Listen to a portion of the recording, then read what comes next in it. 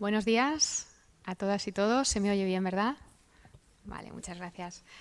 Bueno, hemos esperado un poquito para tratar de, bueno, pues de aguardar un poco a la gente que todavía está saliendo de algún taller que terminaba a las 12 y que no le había dado tiempo, ¿no? Todavía a llegar. Ya vemos que va llegando la gente poco a poco, así que bueno, pues vamos a arrancar ya esta mesa redonda. Así que buenos días de nuevo a todos y todas los aquí presentes y también saludamos a la gente que nos está siguiendo a través del streaming, de las pantallas, que no haya podido estar por diversos motivos, incluidos los de salud, que volvemos desgraciadamente a tener presente este tema de nuevo. Bueno, en primer lugar, yo quería agradecer la invitación que se me ha hecho para moderar esta mesa de debate que vamos a tener, que va a ser muy interesante. Entonces, muchísimas gracias de verdad por la invitación de esta mesa redonda que lleva como título La Universidad en tiempos de plataformas. Y tenemos el inmenso privilegio de contar con dos ponentes que nos pueden aportar puntos de vista muy distintos, pero además muy interesantes sobre la temática que vamos a abordar hoy aquí.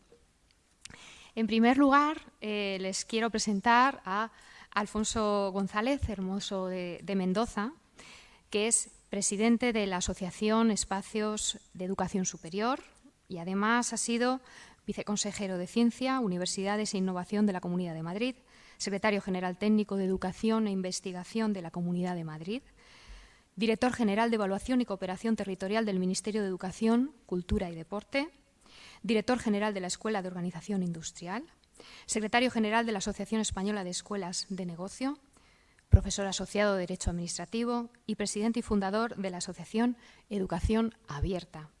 También es funcionario técnico superior de la Universidad Complutense de Madrid, cursó la licenciatura en Derecho en la Universidad Autónoma de Madrid, los cursos de doctorado en la Universidad Complutense de Madrid y el máster en Gestión Política Universitaria de la Cátedra UNESCO de la Universidad Politécnica de Cataluña. Ha publicado múltiples artículos centrados en los temas de gestión educativa, política universitaria, formación a lo largo de la vida, política científica e innovación empresarial, así como ha dirigido y participado en diversos proyectos europeos e iberoamericanos de investigación sobre estas temáticas. También ha participado en la programación, ejecución y evaluación de políticas públicas y en la elaboración y desarrollo de normativa, tanto en el ámbito nacional como en el autonómico. Alfonso, muchísimas gracias por haber aceptado esta invitación de participar en esta mesa redonda. Muchísimas gracias.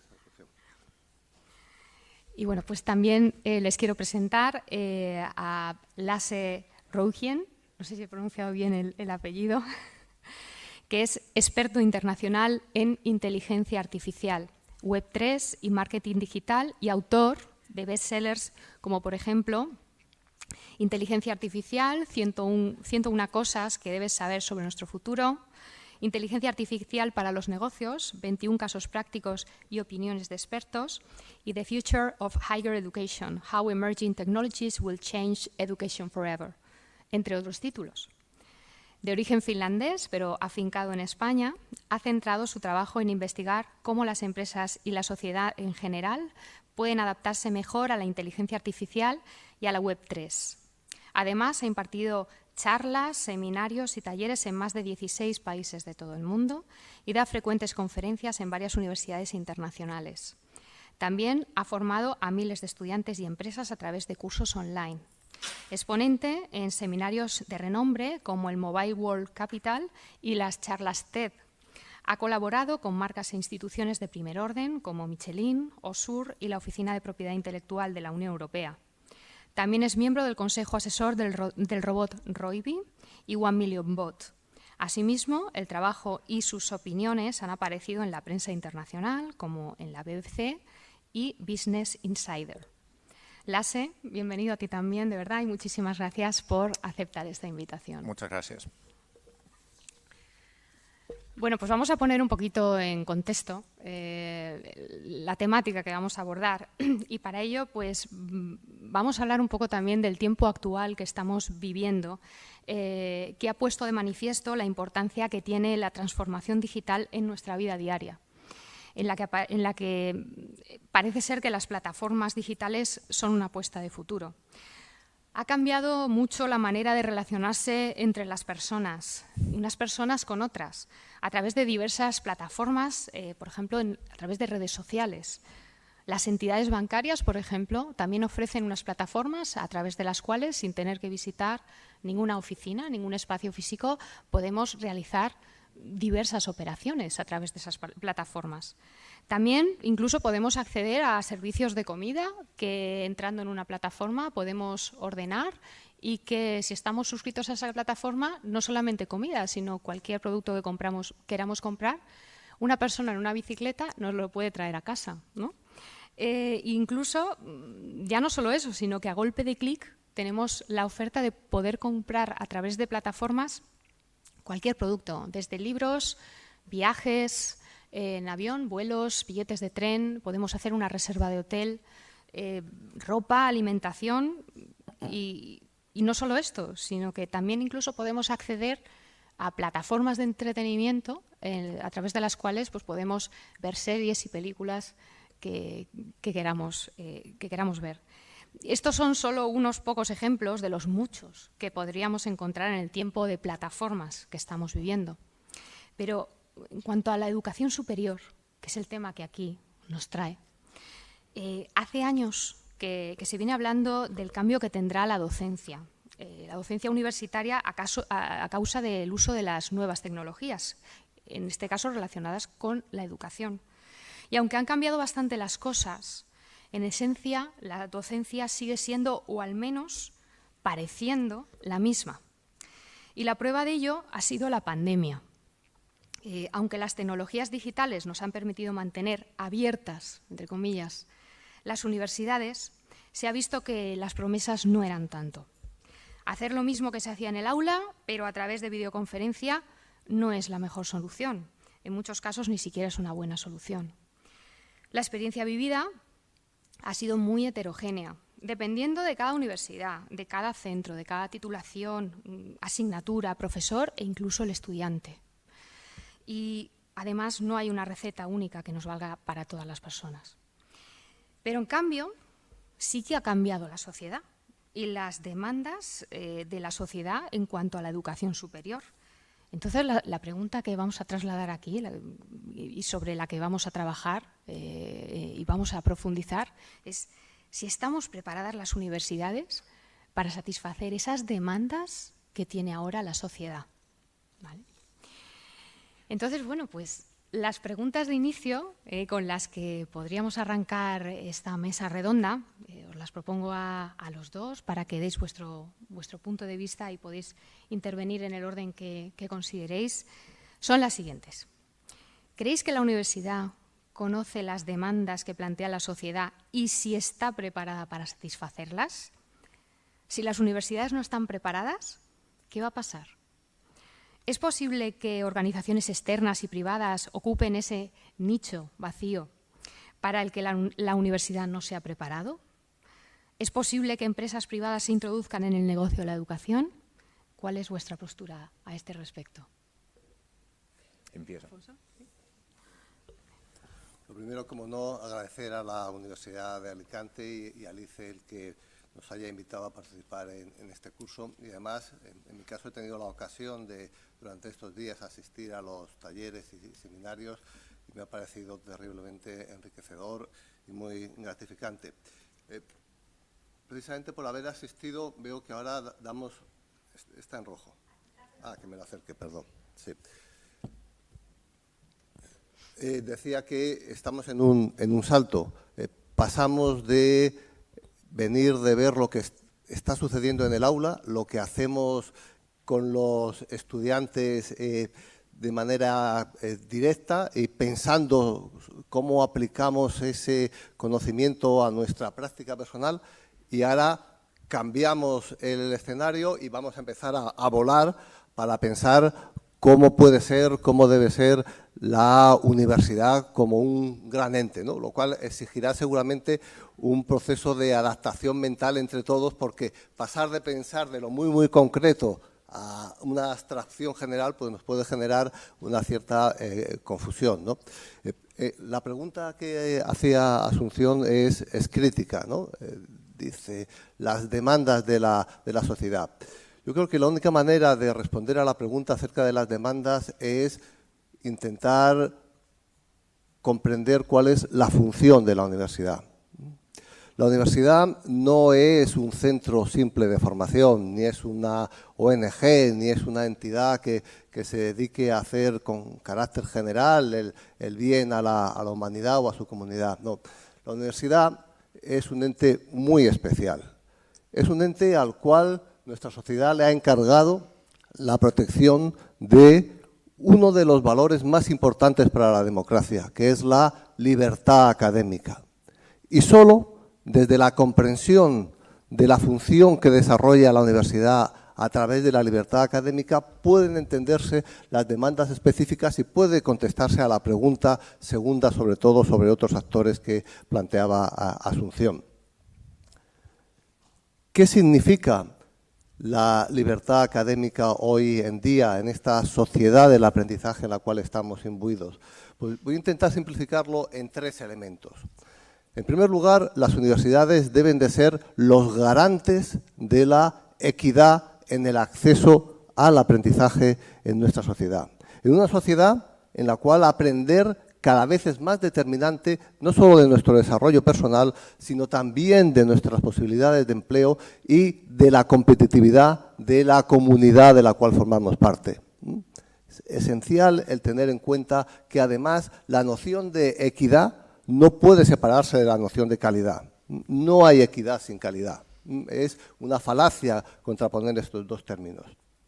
En segundo lugar, quisiera hablar de la generación de ciencia abierta. En un momento en el cual vivimos una apropiación masiva por parte del conocimiento y del control de la manera en la cual se produce el conocimiento y de la decisión acerca de cuál es la aplicación que se hace de ese conocimiento, la sociedad necesita entidades que sirvan con objetividad y que sirvan a los intereses comunes desde el punto de generar conocimiento y vigilar para que ese conocimiento se aplique conforme a los principios éticos y el interés común de la sociedad. Un segundo desafío esencial. Y un tercer desafío, que ahora aparece en la literatura como ciencia ciudadana, pero que responde a una actividad que ha venido desarrollando la universidad con carácter general desde hace mucho tiempo, que yo creo que se identifica muy bien con el tema de la innovación social. Ser un soporte directo para la comunidad a la que pertenece para contribuir a la mejora de la vida de ese entorno concreto en el cual se encuentra la universidad. Bueno, sobre estos 3 pilares creo que puede construirse las demandas de la sociedad y la necesidad de respuesta de la universidad. Si la universidad es una empresa o una entidad que se dedica a dar títulos oficiales cobrando más o menos y se dedica a producir artículos que sirven exclusivamente para el desarrollo profesional de los que forman parte de esa universidad, la respuesta a la segunda pregunta es clara. La universidad está condenada a la irrelevancia como institución y por supuesto que aparecerán otras entidades que van a asumir las funciones que está demandando la sociedad de ella. Muchas gracias. Excelente respuesta, Alfonso, y estoy totalmente de acuerdo. Y solo para añadir un poco, quiero acomodar algunas ideas de mi país natal, Finlandia, ¿no? Entonces, una de las cosas que podemos decir que hace como 80 años Finlandia estaba en guerra y era el país más pobre de Europa, ¿no? Y hoy en día es uno de los países más ricos de Europa, quizás no más ricos, pero va bastante bien en innovación y además es como un ejemplo de muchas áreas de sociedad. ¿Y cuál es la razón? Pues es la educación. Entonces, en Finlandia, el Producto Interno Bruto se invierte mucho más en educación que en España. Entonces, eso sería mi primera recomendación. Vosotros todos vais a votar, entonces preguntar a quién vais a votar, qué van a hacer ellos para ese tema, porque, no sé, yo pienso que los españoles merecen eso, ¿no? Que es la más importante gasto que hay. Entonces, otra cosa que la Universidad Española tiene como gran historia, pero también habría que hacer renovaciones rápidas. Entonces, si me permitís, una de las cosas que se hace, por ejemplo, en la universidad donde yo colaboro, es reconocimiento de conocimientos previos. Que quiere decir que si tomas un curso de, no sé, por ejemplo, de redes sociales o marketing digital, y has hecho campañas en una empresa sobre eso, tú puedes hacer como un test y mostrar tu conocimiento y no tienes que hacer las mismas horas que alguien que no tiene nada que ver con esa temática o no sabe nada, ¿no? Entonces, esa es como otra cosa muy interesante, no sé si se hace, pero por lo menos ahí a ayudar mucho. Y luego, en relación al ámbito de tu pregunta, sociedad está en constante cambio y lamentablemente los cambios vienen más rápidos que nosotros sabemos adaptar en ellos. Y una de las otras cosas que tendría que hacer universidad más empeño es no solamente dar excelente enseñanza para sus alumnos, sino que dar más cursos gratuitos a la sociedad. No todo el mundo van a participar y hay muchos, como preguntaste, hay muchas startups que tú puedes hoy en día hacer cursos como Coursera, etc. Lo bueno de la universidad es el valor de networking, conocer otras personas y el tema social y conocer profesores, etcétera, etcétera. Pero lo que iba a decir es que como la sociedad está cambiando, ahora el gobierno finlandés ha invertido mucho en ¿cómo se dice? Reeducación o algo así, donde cada universidad tiene que dar parte de sus recursos a dar cursos que están libremente, algunos están gratuitos y otros la universidad cobra un pequeño dinero que sería como 50 euros.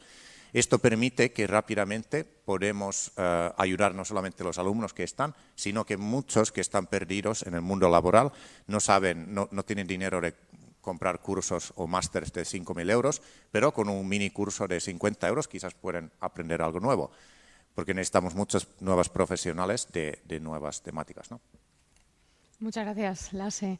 No sé, Alfonso, si quieres añadir algo. No, ha señalado dos ideas que están sucediendo en la universidad finlandesa que son críticas de la posición que va a ocupar la sociedad en el futuro. Ha señalado el tema de la universidad como entidad certificadora de conocimiento, que supone un cambio de mentalidad radical, pasar de creer que se tiene el monopolio del reconocimiento a aceptar que ese es un actor más con un papel relevante a la hora de la certificación, pero que no es hegemónico, y eso supone en nuestro caso un cambio radical con respecto a las estructuras en las cuales se desarrollan en este momento las titulaciones y los porcentajes que hay de incorporar conocimientos externos a los que se adquiere directamente la universidad, que me parece importantísimo. Y luego otro tema esencial, que no solo en Finlandia, sino en el Reino Unido, en todos los países están ahora mismo sometiendo una enorme tensión a las universidades, que son las demandas de los gobiernos para que en el momento crítico que estamos ahora mismo asuman tareas de reskilling y upskilling con respecto al conjunto de la población, ¿no? Y se están teniendo políticas muy activas donde se están demandando, incluso en el caso del Reino Unido, con posibilidad de intervenir directamente en la autonomía universitaria si se considera por parte del gobierno que no se está dando satisfacción a esas necesidades formativas del entorno en el cual se encuentran las universidades. Me parece que son dos ideas centrales sobre las cuales debería de reflexionar nuestro sistema universitario. Sí, la verdad es que las dos posturas que habéis planteado, como os comentaba al principio, son muy diferentes pero muy interesantes. Por una parte, Alfonso está recalcando, ¿no?, el papel que tiene fundamental, ¿no?, el papel de la universidad. La universidad tiene que reconocerse a sí misma cuál es el papel con esas tres premisas de las que ha citado, que me parecen muy interesantes, ¿no?, garantes de la equidad, ¿no?, del acceso a la educación y además equidad junto con calidad, que no vaya en detrimento de la calidad, esa generación de ciencia abierta, que también me ha parecido muy interesante, y también la ciencia, la ciudadanía, ¿no?, la innovación en la sociedad y contribuir a la mejora también de la vida de las personas. Y por otra parte, el punto de vista de Lasse, ¿no?, en el que se ha abierto otra visión con respecto a lo que es, me ha llamado mucho la atención, ¿no?, de que el reconocimiento de cursos previos que se hayan hecho antes, por ejemplo, de entrar a esa titulación, a una titulación, por ejemplo, universitaria, que a mí me surgía la pregunta de quién va a certificar esos cursos,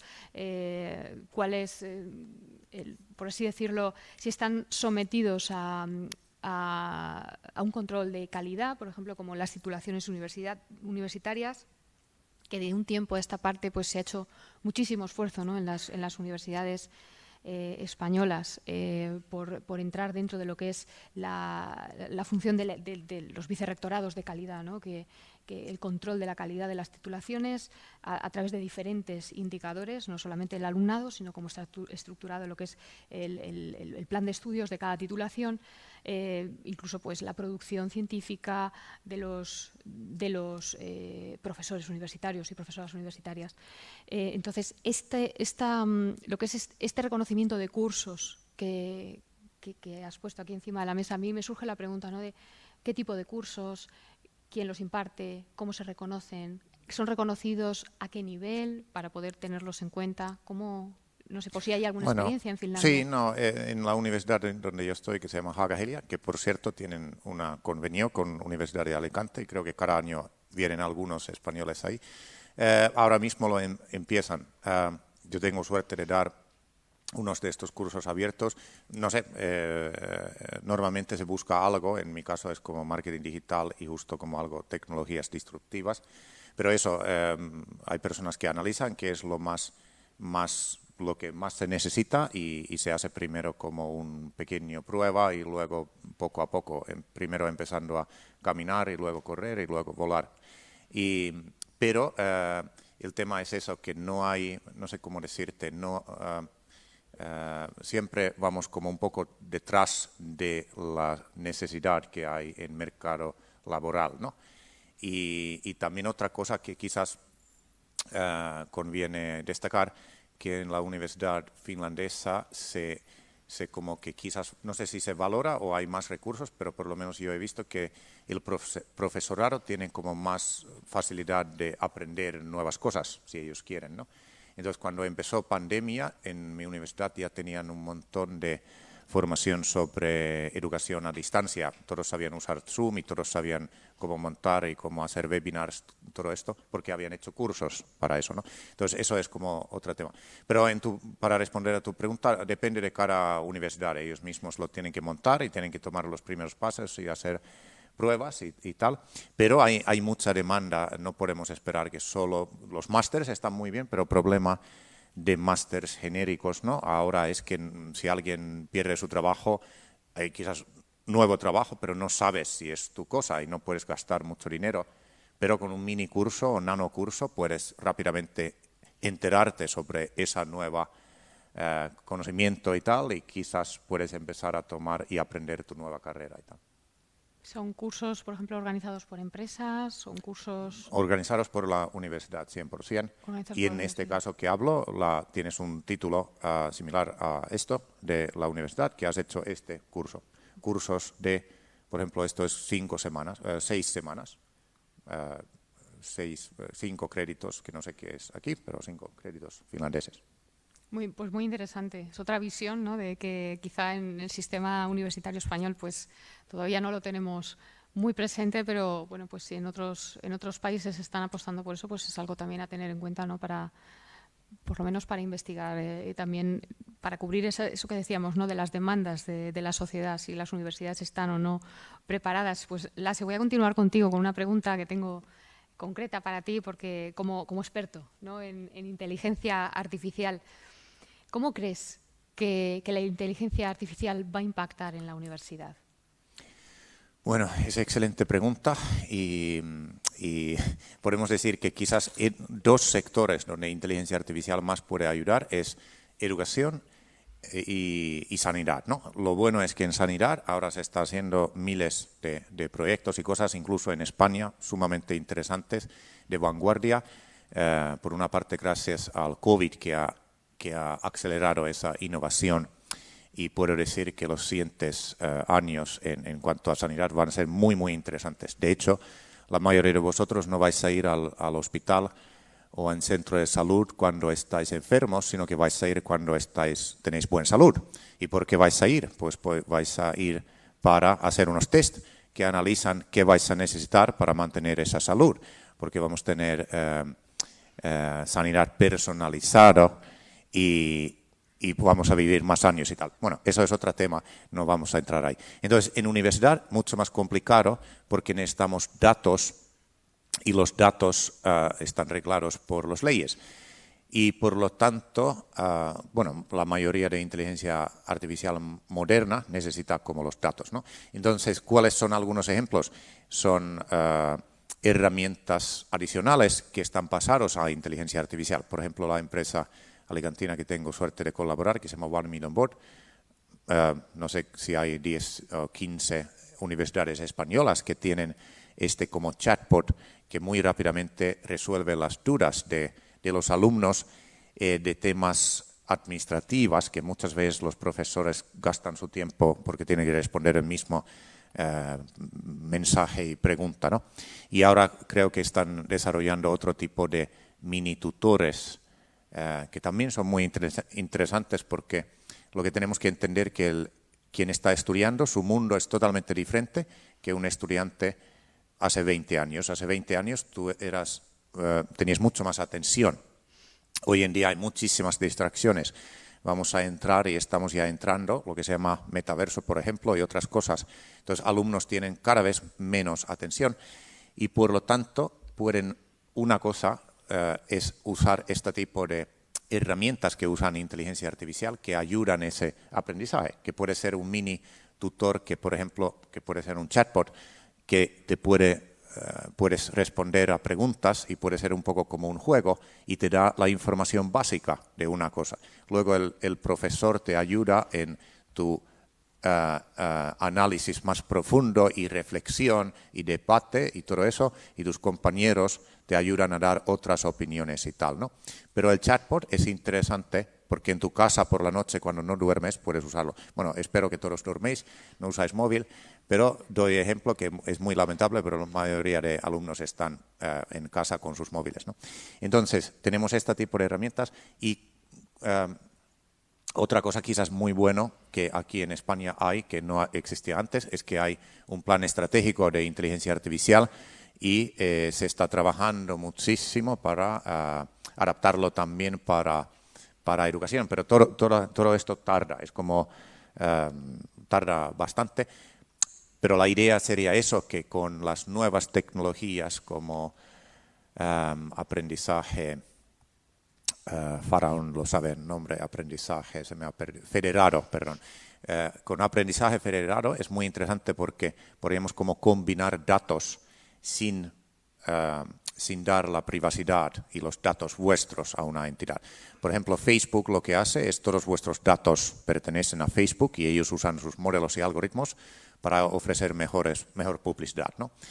Y eso está muy mal. Entonces, en Europa y Unión Europea está trabajando mucho donde podemos usar la misma tecnología que es increíble, pero con aprendizaje federado y otros algoritmos que preservan la privacidad de cada persona. Y eso es sumamente interesante y quizás tardan unos años para llegar, pero podríamos detectar muy rápidamente un alumno que está haciendo algo que se nota que, hey, este alumno es muy probable que dentro de 3 meses no le vemos y se va a desaparecer y va a dejar su carrera. Y eso es un gasto muy grande. En Estados Unidos, 40% de los alumnos que empiezan a la universidad nunca terminan. Entonces, podéis imaginar qué gasto increíble es eso. Bueno, respuesta es, va pocos pasos, pero está bueno que va y que va a tardar, pero poco a poco vamos hacia ahí. Muchas gracias, Alfonso. Seguro que...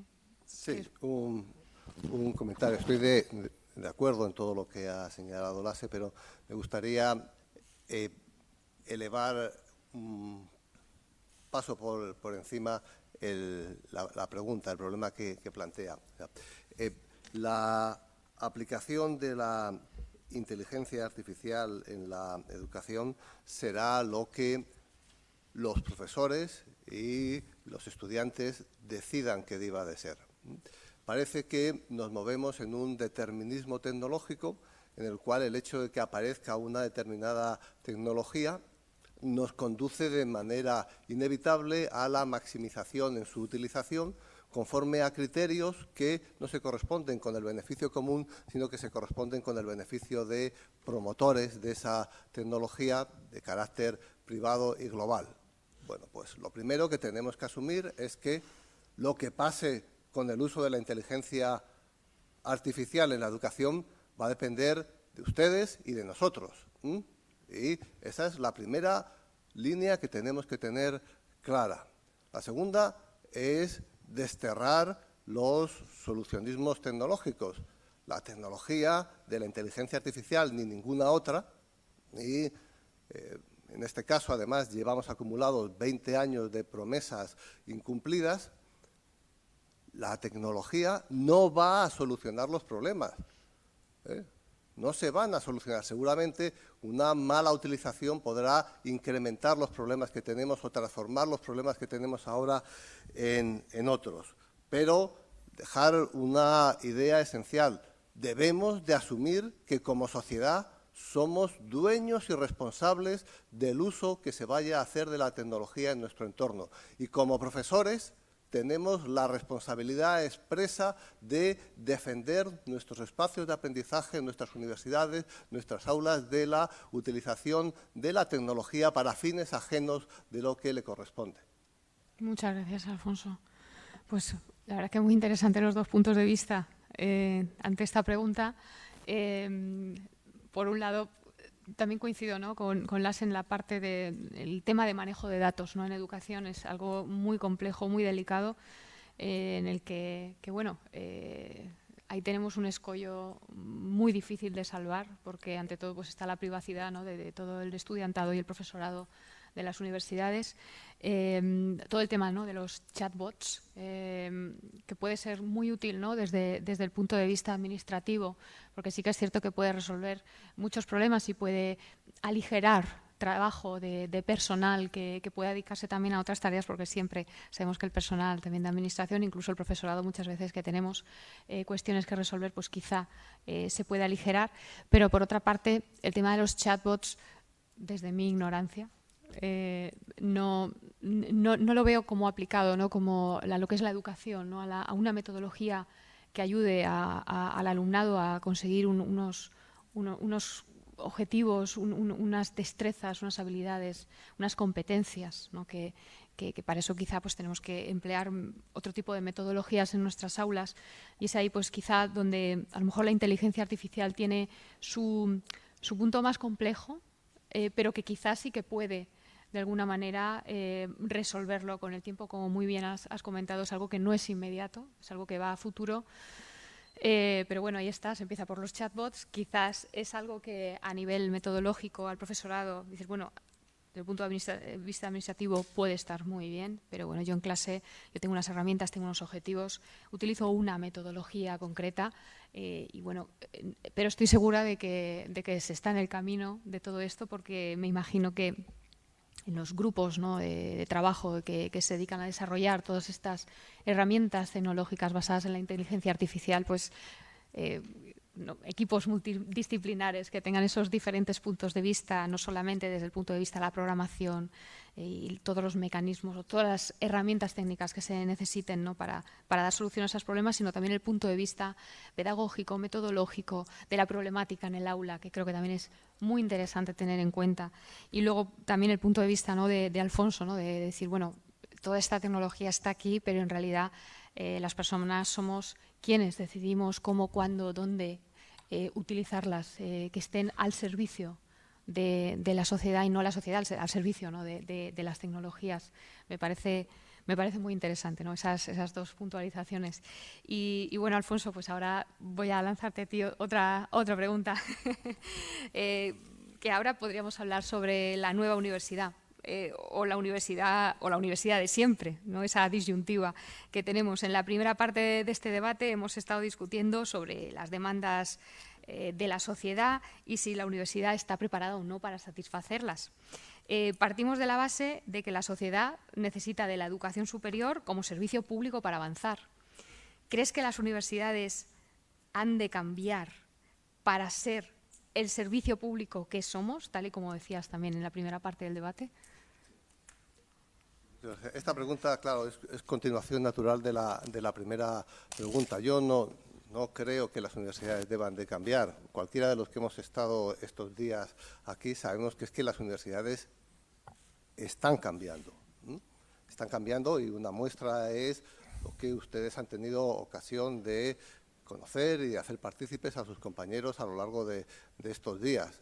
Estas universidades están vivas, están vibrando, están deseando cumplir esas asignaciones sociales que le corresponden. Otra cosa son las condiciones de entorno en las cuales tiene que desarrollarlo la Universidad Española, que no son precisamente las óptimas, ¿no? Pero la universidad está cambiando de manera acelerada y está cambiando a lo mejor sin que se haga lo suficientemente evidente, revisando el pacto que tiene con la sociedad.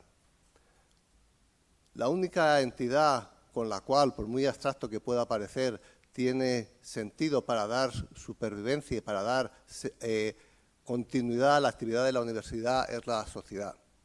Pactar con otros actores, por muy poderosos que puedan aparecer y por muy identificables que nos puedan parecer, ya no es relevante para ellos. El mundo ha cambiado de tal manera que los proveedores de formación o los proveedores de conocimiento pueden desarrollarse y de hecho se desarrollan de manera creciente al margen de la universidad. Quien necesita a la universidad es la sociedad y quien necesita la sociedad es a la universidad. Es una relación recíproca y necesaria que tiene que producirse y que tiene que conducirnos, como decías, a nuevos públicos, nuevos espacios y nuevos contenidos. La universidad, y lo decía, la ASE ahora está en un proceso de ampliar quiénes son sus destinatarios. No tiene sentido que la enorme capacidad instalada que tenemos de espacios, pero la enorme capacidad de profesores, el enorme conocimiento que hay acumulado, se dedique para atender las necesidades de una población entre 18 y 24 años. 85%, 95% si llegamos a los 30 años. Hay que reflexionar seriamente. Hay que reflexionar sobre la homogeneidad del público universitario. Hay segmentos enormes de la población, incluso de 18 a 24 años, que hoy por hoy en nuestro país, a pesar del esfuerzo de la democratización y del acceso a la universidad que se hizo en la década de los 80 y en la década de los 90, todavía pensar en universidad es una utopía. Tenemos que pensar en ellos y tenemos que pensar también en los trabajadores.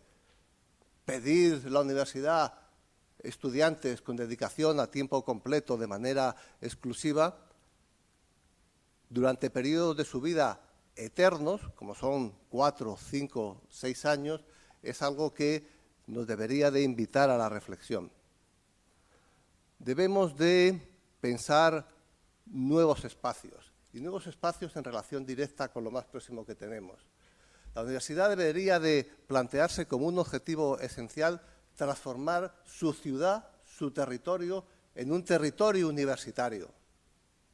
El conjunto de su territorio y viceversa. La universidad debería de asumir en relación con su territorio la condición del laboratorio de las políticas públicas que permitan la transformación y la mejora de la vida de sus habitantes. Debe de ampliar sus espacios incorporando las empresas. El lugar donde desarrollamos la mayor parte del aprendizaje de nuestra vida es en la actividad profesional y en el ámbito empresarial. Debemos de ser capaces de redefinir esos límites y esa relación de una manera prácticamente total. Las universidades, por supuesto que necesitan incorporarse el espacio virtual. Es esencial. No cabe hoy hablar de otro aprendizaje que no sea un aprendizaje híbrido con un uso intensivo de las tecnologías de la información. No cabe hablar de una universidad que no sea una universidad digital. Y la universidad debe de ampliar sus espacios locales hacia el exterior. Debe tener la vocación de ser el nodo que una su territorio con el mundo a través del conocimiento. Y también tenemos que pensar en nuevos contenidos. Lo decíamos antes, no tiene sentido un monoproducto, un monocultivo que se podría explicar por razones económicas, históricas, y que ha funcionado hasta ahora. Grados de, además, 4 años, más posgrados de 1 o 2 años. Hay que repensar cuáles son los contenidos. Y hay que repensar, como decía Asun al principio, cuáles son las maneras en las cuales nos relacionamos, las metodologías que tenemos. Es verdad que se ha desarrollado un soporte teórico y de control administrativo muy intenso. Tan intenso que casi produce un efecto rebote y que dificulta el acceso de la innovación al aula. Bueno, tenemos que repensarlo seriamente cuáles son esas reglas y esos estímulos que nos hemos planteado para que se produzca esa incorporación de nuevos contenidos en el ámbito. Las ideas que señalaba Lasse sobre esas unidades de aprendizaje reducidas que pueden acreditarse a través de la experiencia o a través de conocimientos o de experiencias no formales o informales de aprendizaje, son lo que ahora mismo es el hervidero de la educación mundial, no solo en Europa, que son todo el tema de las microcredenciales, que está haciendo que, como una de las fuerzas tractoras de la transformación global de la universidad. Y la implantación del sistema de microcredenciales nos lleva necesariamente a la pérdida de ese monopolio, a la relación entre iguales con otros actores y nos lleva al papel que enunciábamos antes de las universidades como entidades de certificación de conocimiento, que será una de las líneas de futuro que deberán de plantearse. En definitiva, se trata de hacer una universidad que dé formación a sus alumnos para que sean capaces de actuar como personas con la mayor emancipación en su desarrollo personal y profesional. Y esas transformaciones pasan cuando menos por estos 3 vectores: nuevos públicos, nuevos espacios y nuevos contenidos. Muchas gracias, Alfonso. Lasse.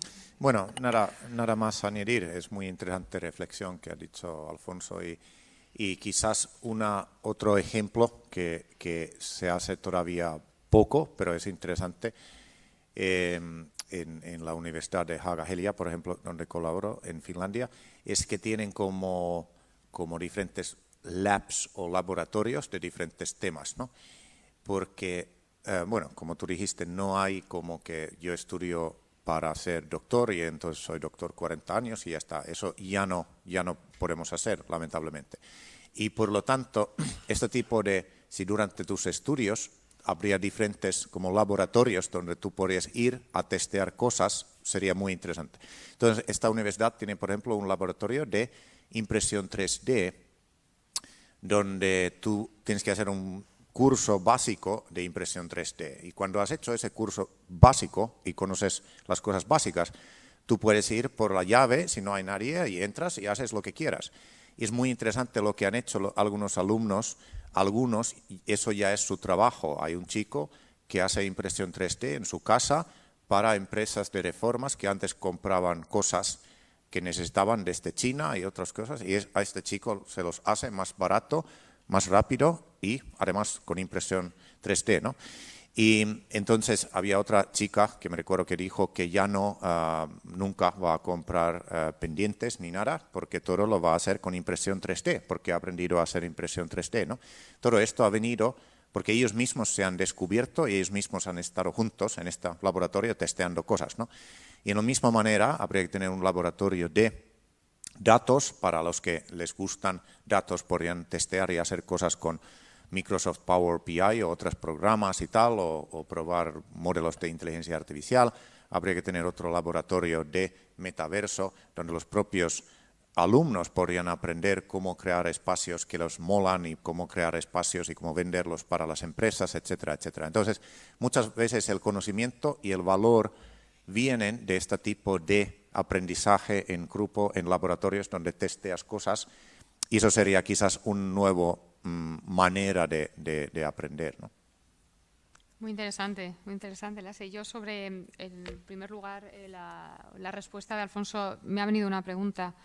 De esas 3 puntos que había que tener en cuenta, ¿no? De transformar espacios, transformar, también tener en cuenta las empresas. también me venía a la mente que a veces el papel, ¿no?, de la universidad, como habías comentado también al principio, creo que en la primera pregunta que habíamos abordado, en la universidad muchas veces el trabajo del profesorado va muy enfocado, ¿no?, cuando hace investigación, a publicar en determinado tipo de revistas que, por suerte o por desgracia, no lee mucha gente. Entonces, esa conexión de replantear espacios, de transformar a la ciudad en parte de la universidad, de alguna manera creo que juega también un papel muy importante la divulgación, ¿no?, que hacemos acerca de lo que se trabaja en la universidad, ya bien sea, ¿no?, en lo que se hace en las titulaciones en los grados, bien sea en la investigación propia que se desarrolla en la universidad. Porque creo que el profesorado, pues el personal docente investigador, pecamos un poco, ¿no?, de seleccionar los lugares en los que publicamos, porque bueno, el sistema que tenemos de medida de la calidad de nuestra investigación está hecho, como sabemos, y en eso se nos queda por el camino una parte muy importante, que es pues la transferencia de ese conocimiento a la sociedad a través de la divulgación, ¿no? Y se me planteaba, ¿no?, en ese espacio de crear, de integrar a las ciudades, a las empresas, a la sociedad, creo que también tenemos parte de culpa, ¿no?, el cómo transmitir lo que se está haciendo desde aquí para dar a conocer y que sientan que forman parte de la universidad, como se plantea. Dos comentarios al hilo de lo que dice. Creo que es importante que asumamos con naturalidad y como algo necesario y muy digno que una universidad no es mejor según se parezca más a Harvard o no. Nos hacen creer que una universidad es mejor o no según se parece a un paradigma que no tiene que ver, que además se troquela en torno a criterios de marketing global, en torno a la creación de élites cosmopolitas desarraigadas de sus territorios, ¿no? No, una universidad será mejor o peor según se adecúe a los objetivos que su comunidad le marca. Por eso es la primera pregunta que decía que lo importante era definir cuáles eran las funciones de la universidad. Y eso es esencial. Para saber si una universidad es buena o no, debemos de saber qué es lo que quiere la sociedad de ella. Dudo que Harvard sea una referencia absoluta, reconociendo las enormes aportaciones que a la ciencia y a la democracia occidental ha hecho Harvard y los enormes ataques que en este momento están teniendo con carácter global las instituciones de élite de generación de conocimiento. Vale, pero no es la referencia. Segundo, ese pacto del que hablaba al principio entre la sociedad y la universidad no puede hacerse de una manera jerárquica. Esa relación ha muerto. No podemos hablar de transferencia, de que nosotros sabemos y vosotros hacéis lo que nosotros decidimos. Debe de soportarse en una nueva relación donde la acción de la universidad con la sociedad sea la de co-crear las preguntas sobre las cuales se va a gestionar el futuro de esa sociedad.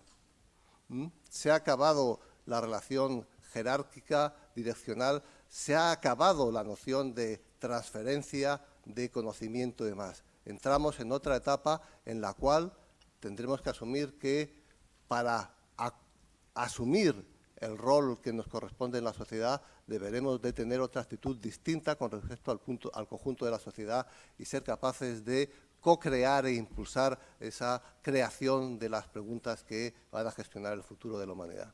O sea, es muy interesante. Es otro punto de vista totalmente diferente, ¿no? De partida de la universidad hacia la sociedad, cómo se transfiere a colaborar, ¿no?, a integrar las necesidades. Y luego lo que planteaba Lasse, ¿no?, de los laboratorios de prueba, también me parece muy interesante porque pueden ser situaciones problemáticas que tenemos que resolver en un entorno concreto para dar respuesta a problemas concretos y es una aplicabilidad directa que también está, yo creo que un poco en línea con lo que planteaba Alfonso de mejorar el entorno, nuestro entorno, la vida de las personas, ¿no? La solución de esos problemas concretos a través de ese tipo de pruebas en laboratorio, ya sea utilizando una impresora 3D o cualquier tecnología, ¿no? Hemos estado hablando también de esas demandas que tiene la sociedad, ¿no? En torno que se ha plataformizado todo, básicamente, entre comillas.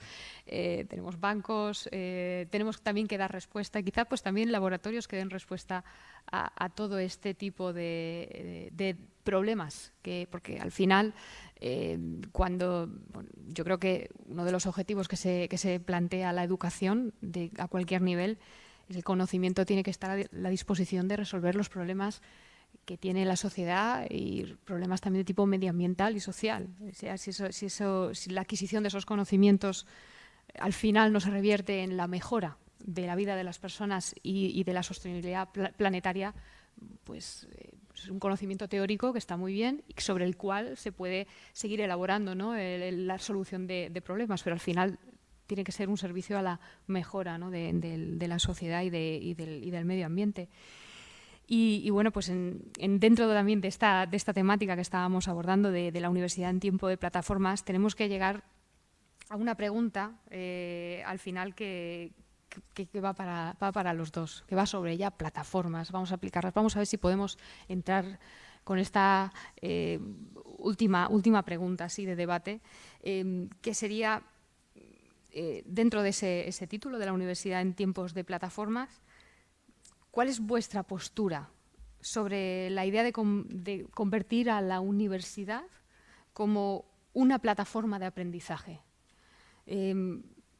¿Creéis que las universidades de aquí a un futuro más o menos lejano se plataformizarán como lo han hecho otros sectores? La banca, plataformas de venta de billetes para turismo, entretenimiento, etcétera, por poner algunos ejemplos.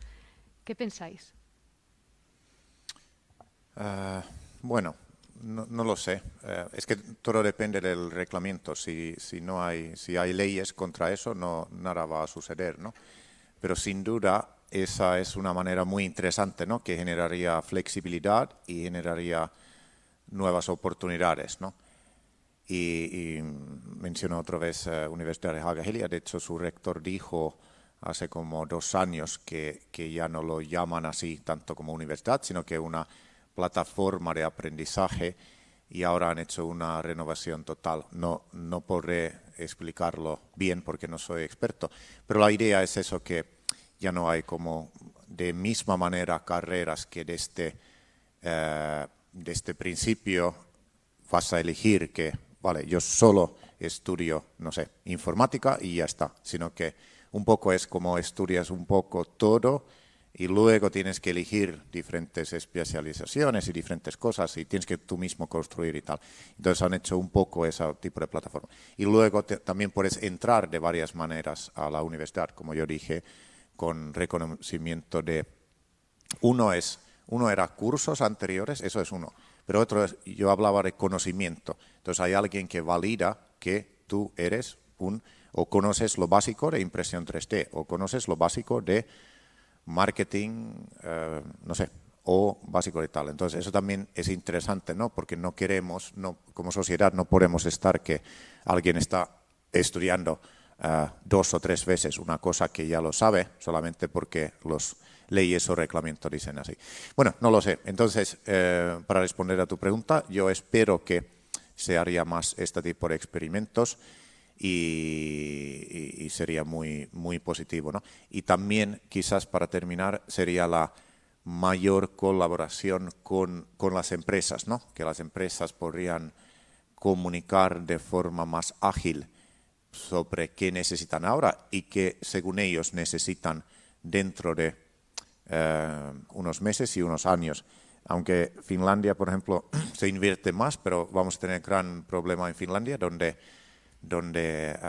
habrá mucha gente que tienen más trabajo que nunca y luego habrán otros que no tienen trabajo y no tienen ganas. Quizás no hacen una cosa, pero no tienen ganas de aprender nueva cosa y empezar nueva carrera. Entonces esto en la sociedad va a ser un gran desafío en los siguientes años. Y aquí también, por ejemplo, para daros un ejemplo, en Estados Unidos, no sé si sabéis cuál es la ocupación donde más personas están trabajando, pero es un conductor de camión. Y para ese conductor de camión, si les decís que ahora podéis aprender impresión de 3D o puedes ser un diseñador de avatars en metaverso, va a reír y muchos de ellos, de hecho, han dicho que ellos quieren morir en su camión, no quieren ir a ningún otro sitio. Y es quizás un ejemplo de un país donde más vemos este tipo de extremismos y también que han invertido muy poco y siguen invirtiendo muy poco en educación, ¿no? Entonces tenemos que evitar los fallos que hacen ellos. Pero bueno, para responder a tu pregunta un poco, yo espero que vamos un poco más hacia ese tipo de plataformas y sobre todo tomamos más en serio estas nuevas, porque habrá muchos nuevos trabajos que vienen y hay poca gente para esos. Luego habrá mucha gente para trabajos que van. Y para, no sé, no quiero asustaros, pero quiero que sepáis que dentro de más o menos 2 meses, Elon Musk, que quizás es la persona que más ha cambiado de una manera a otra, por ejemplo, el sector de automóvil, que es uno de los sectores más grandes del mundo, todos dijeron que coches eléctricos nunca van a funcionar y ahora como él está haciendo, todos los fabricantes están haciendo. Bueno, Elon Musk el día 30 de septiembre, por ejemplo, va a lanzar el primer robot humanoide, ¿vale? Entonces, hay muchos robots, pero muchas veces están en industria como en diferentes fábricas hay robots que hacen cosas. No los vemos muchos robots en casas. Entonces, esta es primera vez que Elon Musk va a lanzar un robot. Y lo interesante de este robot, por ejemplo, es que es la mejor inteligencia artificial del mundo, porque es la inteligencia artificial que tiene Tesla y ahora simplemente está dentro de ese robot, ¿no? Bien, entonces, ¿qué implicaciones tiene esto? Implicaciones tienen que muchas pequeñas pymes de repente pueden comprar este robot que antes no tenían dinero y pueden quizás hacer más cosas que antes eran peligrosas y tal, cosas, ahora hablo principalmente cosas como llevar comida de un restaurante a casas, se pueden hacer y muchas otras. Pero es un ejemplo de que muchas veces las innovaciones tecnológicas vienen de repente, no tenemos 5 años para prepararnos a eso y tendríamos que todos estar más interesados de, número uno, seguir aprendiendo nuevas cosas, pero luego crear soluciones a esas personas que quizás no tienen ganas de aprender nuevas cosas. Y les podríamos decir que, hey, si aprendes este curso, puedes tener este otro trabajo. Bueno, eso era lo que quería compartir. Muchas gracias, José. Pues muchas gracias, Asunción. La pregunta tiene trampa. Según apliquemos un concepto u otro de plataforma, podemos decir que sí o podemos decir que no. Si entendemos que una plataforma es un uso intensivo en el soporte de la programación del aprendizaje, de las tecnologías de la información, con un LMS estupendo, utilizando gamificación, favoreciendo la relación con los estudiantes, incluso incorporando algún elemento de aprendizaje adaptativo controlado por el profesor, más, pues yo diría que toda universidad que no tenga una plataforma en los próximos años o ya, es una universidad que está muerta, con lo cual la respuesta de manera inevitable es sí, sí, todas las universidades. Ahora, el concepto plataforma es polisémico y también podemos tender a pensar que una plataforma es un espacio donde se quiere favorecer de manera extrema la eficiencia en los sistemas de adquisición de conocimiento, que pretende hacer un proceso de automatización de los aprendizajes, que pretende restringir la presencia del profesorado, la relación personal y directa y humana entre el estudiante y el profesor, que por lo tanto entra en una lógica que llevamos oyendo en los últimos 20, 30 años, que el gran tapón, la gran limitación para la mejora de los sistemas de aprendizaje tiene nombre y apellido, que son los profesores. Esto lo llevamos oyendo, impulsado por las empresas de las tecnologías que llevan intentando romper el mercado de la educación, que supone el 5 o el 6% del Producto Interior Bruto, y la manera de romperlo es destruir la figura del profesor. Y vamos oyendo con 1000 argumentos que el que no mejore la educación solo tiene unos responsables, que son los profesores. Y en paralelo estamos viendo que cuando no se aboga por su desaparición, se aboga por su sustitución.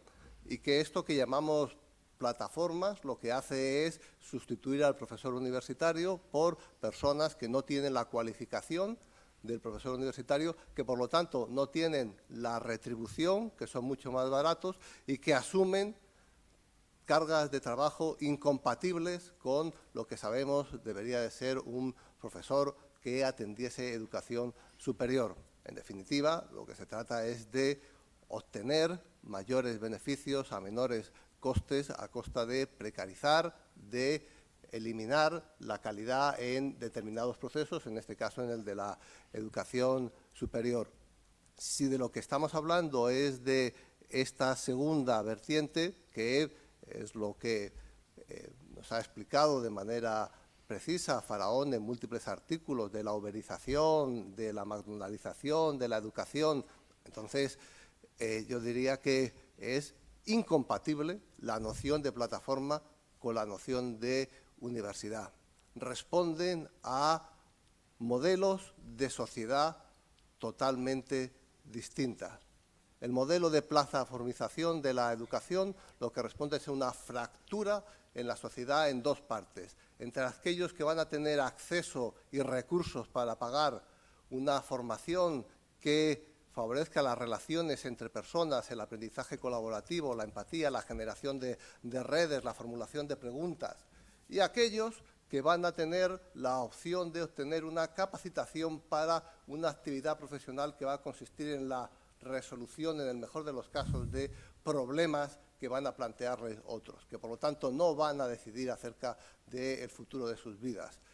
En ese caso, en esa disyuntiva, la plataforma es incompatible con la noción a la que hacíamos referencia inicialmente de cuál debe ser el papel de la universidad en la sociedad. Muchas gracias, Alfonso. La verdad es que son intervenciones muy distintas, puntos de vista muy diferentes. Por ejemplo, yo me quedo con algunas ventajas y también inconvenientes, ¿no? Sí que es cierto que la SED proponía lo que podría suponer, ¿no?, una ventaja de la flexibilización, ¿no?, de lo que sería la educación, de hacerlo en tiempo y forma, ¿no?, a través de una plataforma cuando una persona pues, esté dispuesta a realizarla, pero por otra parte, como argumenta Alfonso, pues tenemos que plantearnos, ¿no?, como la pregunta es si las universidades, ¿no?, se plataformizarán en el futuro, ¿no?, de cuál es el papel de la universidad en la sociedad. Si partimos incluso de la primera premisa, ¿no?, que comentaba Alfonso, de la equidad y de la calidad, esa desventaja que a priori yo veo, igual que veo también una ventaja en lo que es el aprendizaje de un conocimiento concreto para una resolución de un problema concreto, que sí que eso es una ventaja de flexibilidad, pero también tenemos el inconveniente, ¿no?, de quién imparte o quién genera esos contenidos. También el tema ¿no?, de la devaluación, ¿no?, del profesorado e incluso pues el trato personal y el aprendizaje que se lleva, porque no tenemos que olvidar tampoco, ¿no?, que quizá en una universidad un estudiante no viene solo a aprender, ¿no? Pasar por la universidad es mucho más. No solamente es llevarse un grado, llevarse un título, sino que de aquí sacamos muchos aprendizajes. Sacamos aprendizaje de colaborar con otras personas, quizá, ¿no?, el trabajo en grupo, la resolución de problemas concretos que vienen dados por las situaciones concretas que está viviendo el propio estudiantado, las relaciones personales que se realizan entre los alumnos y las alumnas. Es una vivencia aparte, ¿no?, de los conocimientos y las competencias que adquieren. Pero tampoco podemos negar, ¿no?, esa parte, ¿no?, con la que partíamos. Si la universidad, esa pregunta que se hacía al inicio, si la universidad no está preparada para satisfacer esas demandas de la sociedad, si al final algunas empresas se pueden ocupar esos nichos, ¿no?, porque sí que es cierto que el negocio de la educación ahí está. Y que quizá pues hay empresas que quieran, ¿no?, de alguna manera tratar de ocupar ese nicho que las universidades estarán o no dispuestas en un futuro a cubrir, siempre pues desde el planteamiento que realiza Alfonso, ¿no?, de cuál es el papel de la universidad. Quizá hay veces que al principio a lo mejor tenemos que volver al origen, a las raíces y decir cuál es el origen, cuál es el papel real de la universidad para quizá pues tener claro cuál es el camino, ¿no?, que debe tomar.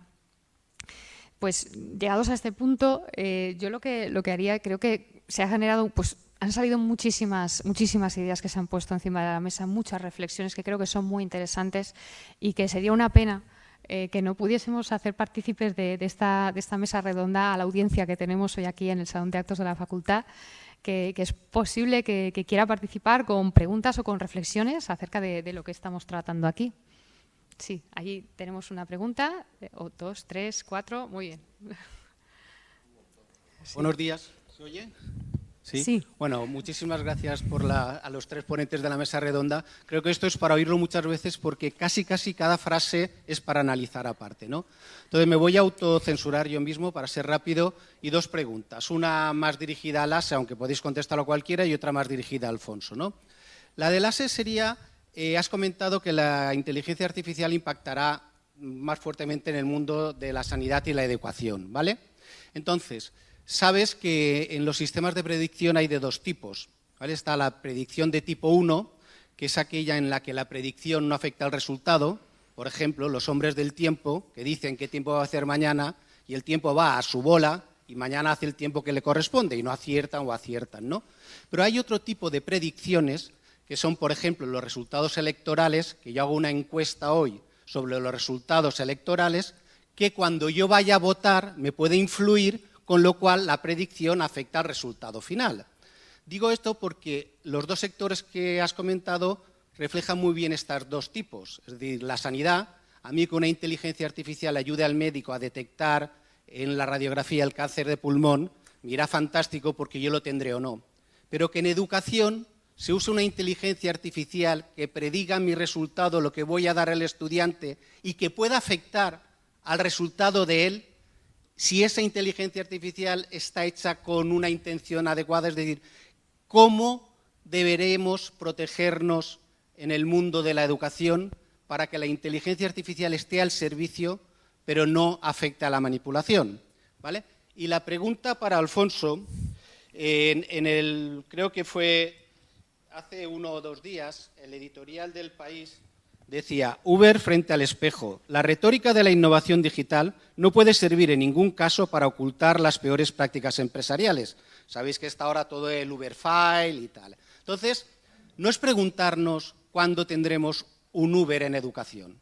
No es preguntarnos si vendrá un Uber a la educación. Eso yo te puedo decir que sí, ¿vale? Porque el negocio de educación es muy goloso y en el mundo digital, cuando has triunfado, cambiar de sector es muy fácil, porque tienes al público, la audiencia, el dinero, etcétera. Entonces, la pregunta es, ¿cuándo va a venir? Y la pregunta que te hago, Alfonso, es, ¿qué podemos hacer las universidades hoy para que cuando vengan esos Ubers al mundo de la educación, no hagamos que haya, como tú bien has dicho, una gran parte del pastel atractivo que lo den esas plataformas de aprendizaje privadas, pseudoprivadas o lo que sea, y nos quedemos las universidades públicas como esas universidades, pongo entre comillas y un poco de ironía, de élite cultural, que solo demos esa parte de servicio social que no da negocio ni es nada, ¿no? ¿Qué podemos hacer las universidades hoy? Excelentes preguntas, ¿eh? Madre mía. Y ahora estoy pensando la pregunta que has dicho para Alfonso, que era también súper interesante. Bueno, para él. Pero bueno, en las universidades, inteligencia artificial se podría usar muchas maneras, como bien has dicho, y quizás, por ejemplo, Alfonso dijo una cosa interesante, que la idea es que los propios expertos de educación crean estos sistemas, no los promotores de la tecnología. Esto es un gran fallo que se ha hecho en Estados Unidos, donde de repente Amazon, Google, Facebook han empezado a vender cosas, ¿no? para todos los sectores, ¿no? Por ejemplo, Amazon tiene acuerdo con una fabricante de casas, donde cada casa es casa Amazon, e incluso la microondas escucha a ti y sabe cuando tienes resfriado y va a pedir pastillas por tu resfriado, etcétera, etcétera, utilizando tus datos. Entonces, esto no queremos, y la idea es eso, que habría que crear más mesas de expertos que analizarían dónde es esa línea, ¿no? Dónde usamos inteligencia artificial y dónde no. Entonces, dos cosas. Uno es, yo esperaría y haría mucho esfuerzo para que las universidades serían más data-driven, que quiere decir utilizarían mejor los datos que ellos mismos tienen. No podemos ya trabajar con lo mismo de Excel, ¿no? Mirar que, mira, 15 alumnos graduaron y 2 no y tal. No, eso es de hace 100 años. Y habría que, cada universidad, contratar un experto de ciencias de datos, ¿no? Que analizaría esos datos que están disponibles a mi propia universidad y analizando dónde alumnos fallan, dónde profesores fallan y utilizar los datos como las grandes empresas tecnológicas usan los datos internos de forma bien, porque se puede hacer legalmente y muy, muy bien, ¿no? Entonces, para mí, por ejemplo, esa sería lo que yo esperaría, que esos datos se utilizarían mejor. Luego has dicho eso de en el momento de aprender y tal. No lo sé, eso es un gran debate para cuando tenemos más tiempo, ¿no? Pero sí que doy mi granito de arena en ese sentido, que siempre cuando aumentamos tecnología quitamos algo humano. Cuando yo era pequeño, más joven, no teníamos móviles y me recordaba los números de teléfono de todos mis amigos. Hoy en día recuerdo 0 números porque están todos en móvil. Entonces he olvidado memorizar porque la tecnología me lo lleva. Y cada vez vamos a tener más y más tecnología donde vamos a quitar una parte de humanidad. Entonces mi propuesta es muy diferente que nadie ha dicho, y eso es que cada alumno tendría que hacer más ejercicio físico, ¿vale? Ejercicio físico, ejercicio mental, mindfulness, etcétera. Mi universidad, he dicho años y años y años que tendría que empezar con mindfulness. Ahora tienen unos cursos gratuitos para todos los alumnos. Lamentablemente, muchos alumnos tienen problemas mentales y tal, y aunque no tienes mindfulness, necesitas eso. Y otro es ejercicio. Universidad de Murcia hicieron un estudio que cada vez que avanzamos con la digitalización, vamos a pasar más tiempo sentados. Y eso es como tabaco 2.0, ¿vale? Que es malo para nosotros, pero no nos damos cuenta. Entonces, si yo fuera rector, todos absolutamente empezarían el día con ejercicio físico, que es suficiente caminar 10 minutos y escuchar un podcast o lo que sea, pero eso luego te ayuda y estás más preparado para la inteligencia artificial o ese momento que quizás usas tecnología o no lo usas, pero es muy triste si tenemos como ese momento de aprendizaje donde ya no somos humanos porque estamos todo el rato sentados o tumbados o lo que sea y solamente hay un robot dándonos cosas y tal, ¿no? Bueno, eso era mi punto de vista para eso. Sí, yo voy a intentar unir las dos preguntas. Creo que son casi la misma pregunta, porque no hay nada en la historia más performativo que la idea de la educación, y no hay nada más performativo que la inteligencia artificial, ¿no? Entonces, desde ese punto de vista, ¿qué podemos hacer? Puesto que asumimos, todavía llevamos 20 años de amenazas, ¿no? Vale. Vamos a asumir que va a llegar y que va a tener éxito ese proyecto, que todavía no ha llegado y que desde luego entrará por la educación superior si llega y empapará luego al resto del sistema. Bueno, vamos a asumir esa premisa. ¿Qué podemos hacer? Pues poner de manifiesto la importancia del derecho a la educación, de la revisión del derecho a la educación. Un sistema automatizado, individualizado, separado, segregado, de aprender de las personas no es educación, no se corresponde. Entonces, o ponemos en valor lo que hacemos y cómo lo hacemos, o si no, efectivamente, vendrán otros que convencerán a los políticos o parte de los políticos serán parte de la acción, puesto que hay una corriente ideológica global que la asumiría, que ya la asume con total normalidad, que entiende que la segregación no es un problema, sino es una consecuencia natural que debe de incluso provocarse, y que asumirían encantados las eficiencias en los sistemas públicos y las reducciones de las inversiones, ¿no? Con lo cual, lo primero que nos corresponde como entidad educativa es defender una nueva lectura del derecho a la educación, que abarque la totalidad de la vida de las personas y que abarque en plenitud esa relación entre equidad y calidad. Y en segundo lugar, yo insistiría en esa idea de pacto social, de pacto con la comunidad, de vinculación a lo concreto, de vinculación a lo próximo, aquello que no puede dar de ninguna manera a otro. Y ahí insistiría en las tres ideas, en el acceso democrático al aprendizaje, en la generación de conocimiento científico, público, abierto, sometido en su aplicación a los test éticos que se establezcan desde los poderes políticos, desde la comunidad, y implicación directa con la sociedad, actor de innovación social, de transformación, de mejora de la vida de tu alrededor. Yo creo que si las universidades son capaces de presentar esta opción y no de luchar por ser Harvard, estoy convencido que no habrá lugar en la educación superior a espacio a estas plataformas depredadoras. Si la referencia es que queremos ser Harvard o Yale, el contraste nos anulará, nos deslegitimará delante de nuestras sociedades y abocará a que otros tomen decisiones que conduzcan de una manera u otra a ese fenómeno que señalabas de la irrelevancia, bien sea cultural, marginal o la que fuere. Muchas gracias. Creo que teníamos 3 preguntas más. Ahí al fondo, por favor. Creo que estaba antes, ahí al fondo tenía levantada la mano, ¿sí?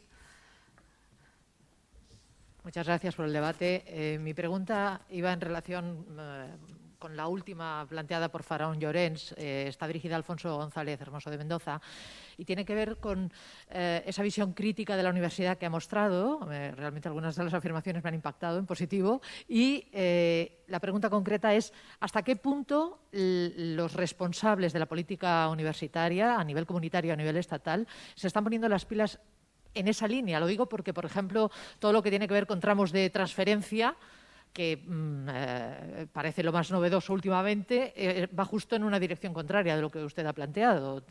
La transferencia como una visión jerárquica de una visión de la universidad, como que tenemos el conocimiento y lo transferimos. Entonces, ¿hasta qué punto realmente se están dando los pasos en esa dirección que usted ha planteado? Desde los políticos, me refiero. Pues muchas gracias. Yo le doy como es lógico, mi opinión personal. Creo que el debate político sobre la universidad está muy lejos de los espacios en los cuales se va a decidir el futuro de la universidad. Es verdad que el actual proyecto de ley, que debería de estar generando un debate acerca de los desafíos y de la función, es ligeramente mejor que el que teníamos con anterioridad.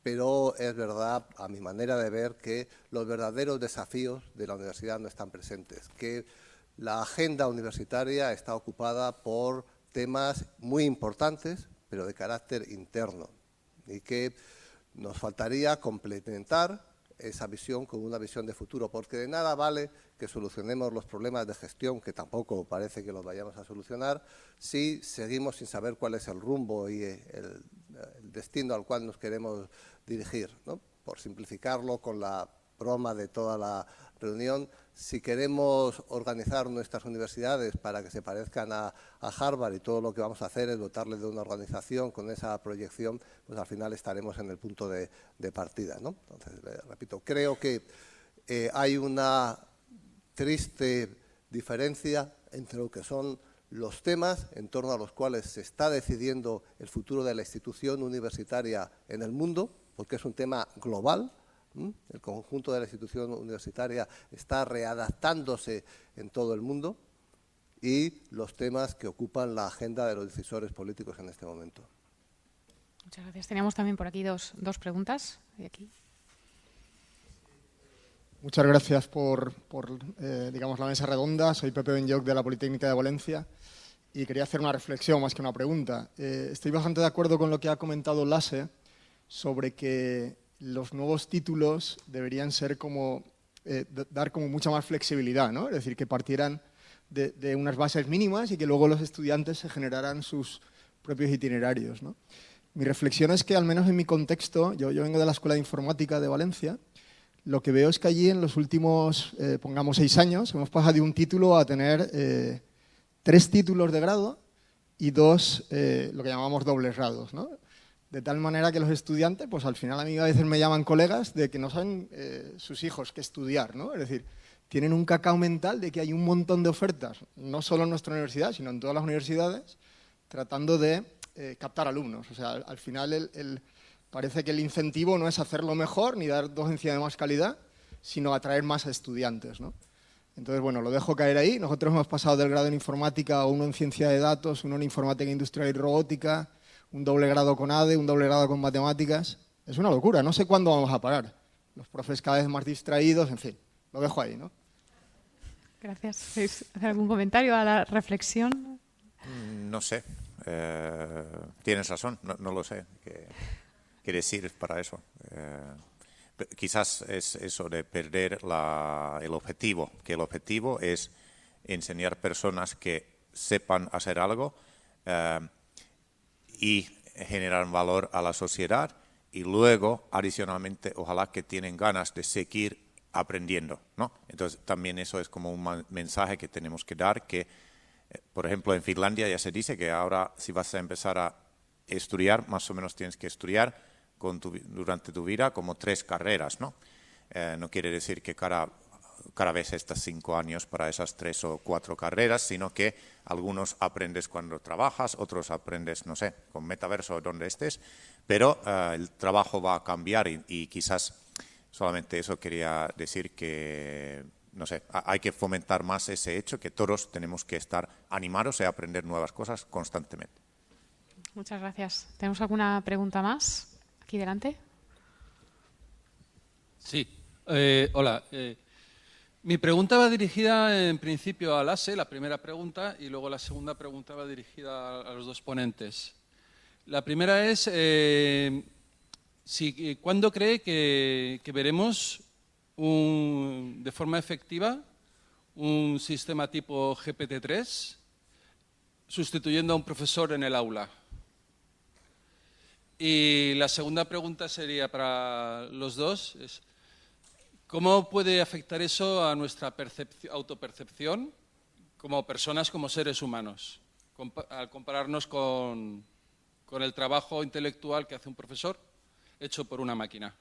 Gracias. Si te gustaría, quizás puedes destacar a todos, porque la gente no sabe qué es GPT-3. Si lo puedes comentar a todos. Sí, el GPT-3 es básicamente un sistema de inteligencia artificial que coge textos y es capaz de elaborar discursos razonados. O sea, por ejemplo, puede coger los textos de un filósofo y al sistema le podemos pedir, escribe una carta que hubiera escrito este filósofo a esta otra persona. Y lo hace.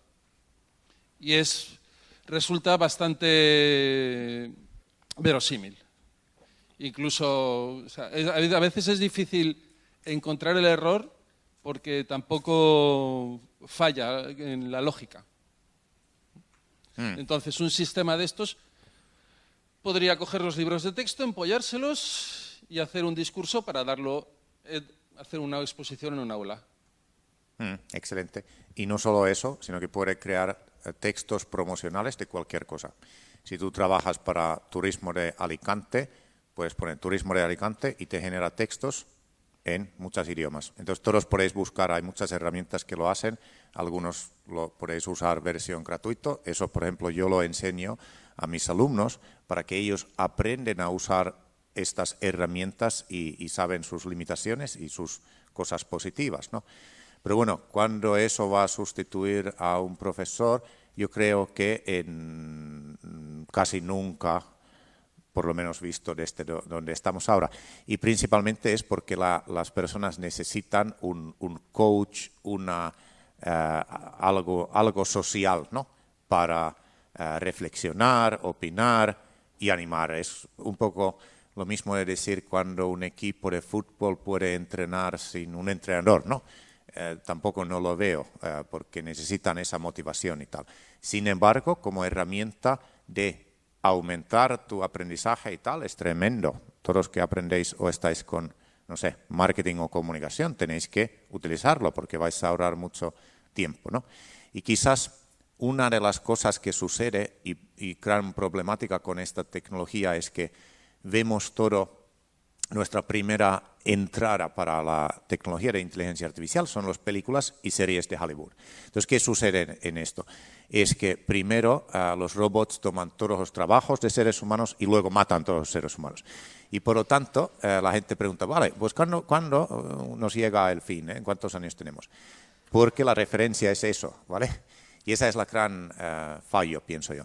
Y un ejemplo del sector turístico. En el sector turístico tenían el primer hotel robot como hace 6 o 7 años en Japón, que se llama Hanna Hotel, ¿no? Y entonces aquel entonces era el hotel que más o menos quizás estaba un trabajador o dos. El resto eran robots horribles, si lo veis en horribles de apariencia, pero todo funcionaba con robots, ¿no? Entrada al hotel, robots, limpieza con robots, todo con robots, ¿no? ¿Qué dijeron la gente que habían visto estas películas de Hollywood? Dijeron, wow, genial. Y el dueño incluso dijo que qué bueno porque un trabajador humano cuesta tanto y el robot cuesta como solo 20% de lo que cuesta el humano. Y dijo que voy a abrir 3 en Japón. Luego voy a ir a Corea del Sur y voy a ¿Sabéis qué ha pasado ahora con ese hotel? Están despedidos todos los robots, ¿vale? Han entrado humanos a trabajar otra vez. ¿Por qué? Porque es muy triste. La gente llora cuando llegan a un hotel y solo hay robots ahí saludándote y estás como, ¿dónde estoy? ¿No? Estoy como en una serie esta de Black Mirror y tal. Entonces, hoy en día quizás hay 1 o 2 robots que ayudan en algo donde humano no genera valor adicional, ¿no? Pero si yo llego a un hotel y estoy cansado y tal y cual y veo, en lugar de ver una persona sonriendo, veo un robot horrible, no sé, yo también lloro y nunca vuelvo a ese hotel, ¿no? Entonces, eso es para mí un ejemplo. No me gustaría venir a una universidad donde solo hay robots. Sin embargo, tenemos que usar y sacar todo el beneficio de estas herramientas que son impresionantes. No solamente GPT-3, que todos tenéis que escribir ese nombre y buscar más, porque quizás en un año viene GPT-4, que sabe aún más. Y no solamente eso, pero ya termino. Para mí, otra cosa que quizás tú sabes es lo de DALL-E 2. DALL-E, o sea, DALLE 2, que es la misma empresa que ha creado esto. Han creado una herramienta de inteligencia artificial que puede dibujar cualquier cosa. Y un amigo finlandés está haciendo cosas impresionantes. Simplemente le puedes escribir... pinta un escritor que vive en Alicante en la playa y en 3 segundos te ha hecho una pintura de eso, ¿no? Y tal. Entonces, en cuanto a crear nuevas cosas, podemos usar inteligencia artificial y nos ayuda a, no sé, generar más valor, pero en cuanto a aprendizaje no lo veo. Para intentar responder con la mayor precisión a la pregunta concreta, ¿cuándo sustituirán, desconocía esta tecnología, FP3? Sí, GPT-3. FP3 a los docentes en el aula, pues va a depender de un elemento fundamental, que es la capacidad que tengamos de defender el valor y el derecho a la educación. En cuanto renunciemos al derecho a la educación, pues efectivamente se producirán muchas distopías en nuestra sociedad y una puede ser esa que planteas, que una voz sustituya a un profesor y que una pantalla sustituya a un espacio como es un campus universitario. Muchas gracias. Yo me he quedado muy impresionada con esta tecnología y un poco asustada también con el ejemplo del hotel.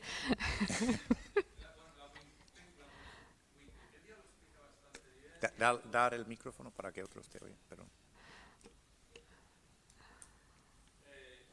Wikipedia lo explica bastante bien y, si no me equivoco, hay un podcast en iVoox de Jordi Yasser que entrevista a un experto en este tema, en este sistema, que lo explica muchísimo mejor. Vale. Y sin duda hay que estudiarlo porque, solamente para terminar, la idea es que esa herramienta lo han hecho, y está público para todos, lo han hecho con la tecnología de Microsoft, pero la idea es que han puesto para entrenar, siempre para inteligencia artificial necesitas datos.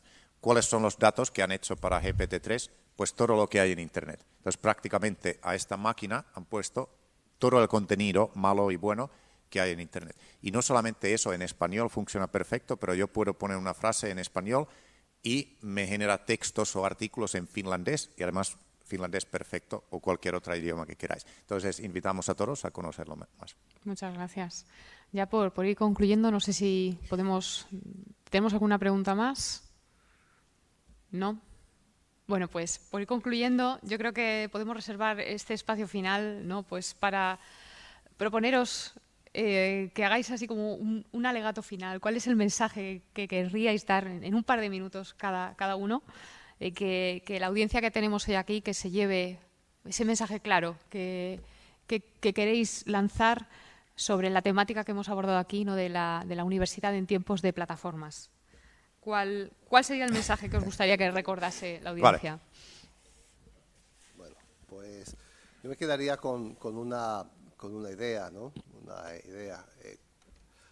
No sé si la tengo recogida en Twitter o en no sé qué otra red, que dice que aunque todo esté perdido, nosotros no lo estamos, ¿no?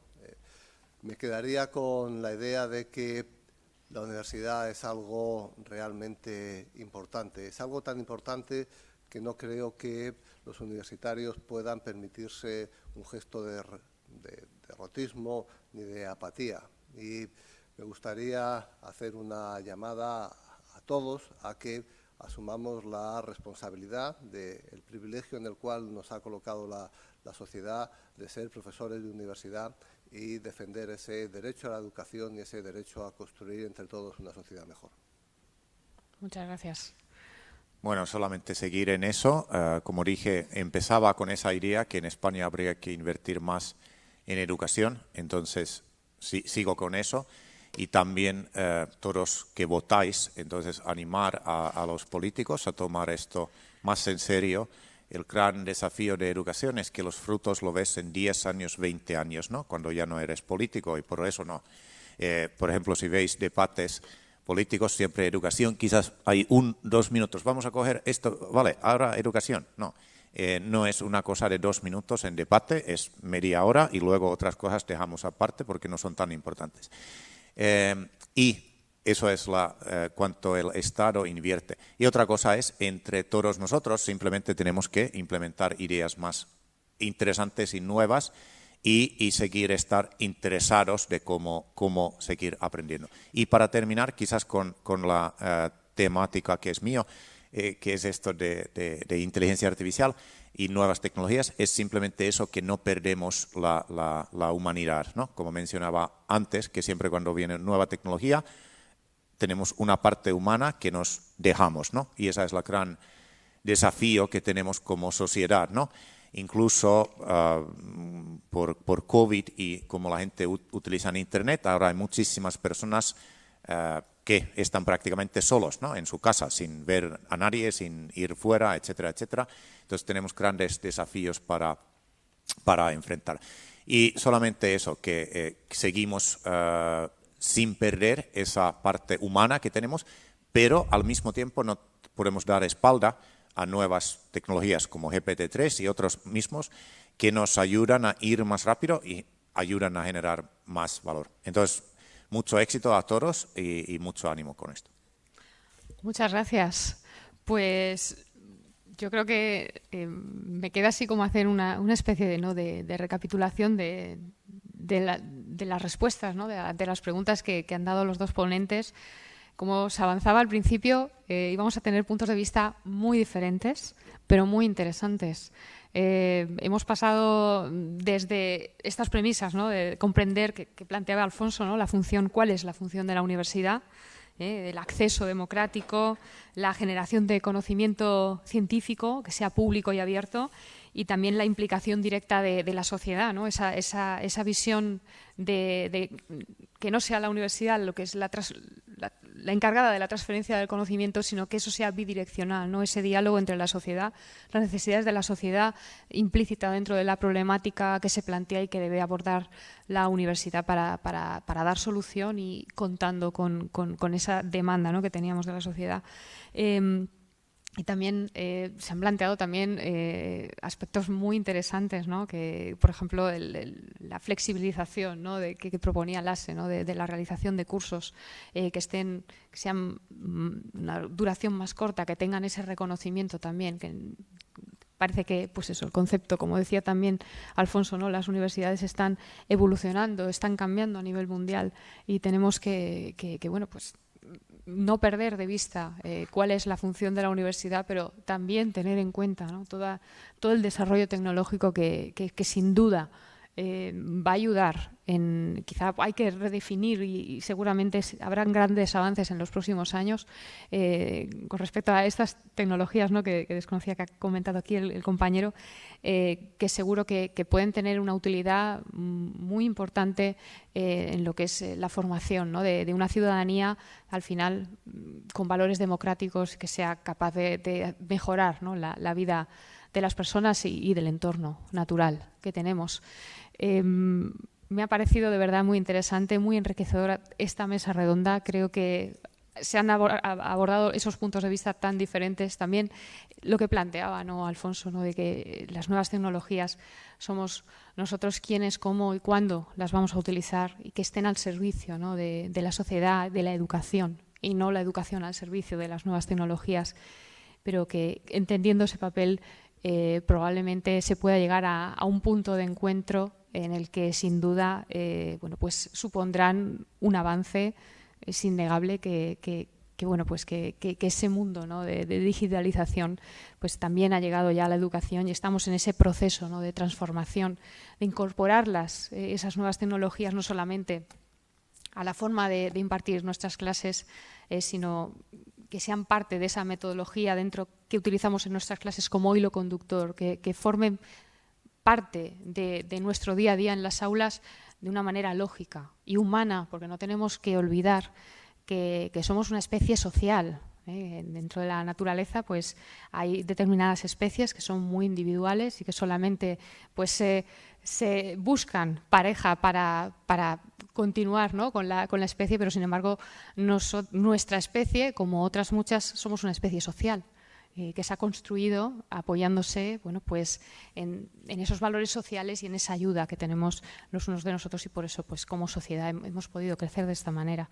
Así que, sin perder de vista, ¿no?, esa parte de la humanidad que nos aporta en las vivencias, las relaciones interpersonales, pues sin duda, seguramente en un futuro, un futuro no muy lejano, sino ya en un presente, esas nuevas tecnologías seguramente serán pues un enriquecimiento también de la parte de nuestro modelo educativo. Pues nada, solo me queda agradecer muchísimo la participación de los ponentes, la asistencia de todas las personas que estáis aquí, y también de las personas que nos están viendo desde su casa o desde donde estén a través del video streaming. Muchísimas gracias y nada, un placer.